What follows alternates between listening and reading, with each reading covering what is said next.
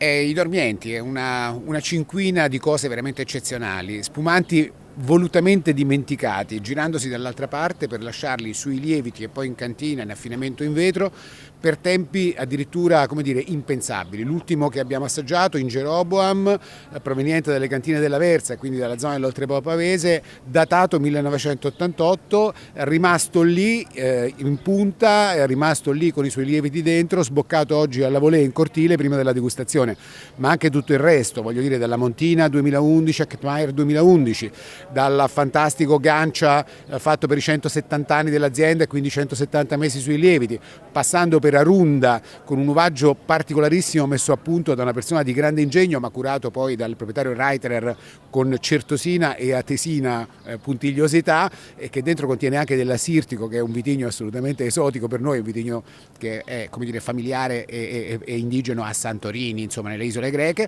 Ci hanno stupito e ci hanno fatto capire che dentro una bolla c'è molto di più della facilità, della gioia, del piacere immediato che pure ci dà e di cui ringraziamo produttori, agricoltori, viticoltori, tutti quelli che contribuiscono a fare queste meraviglie. C'è molto di più e sapendo attendere quel molto di più esplode.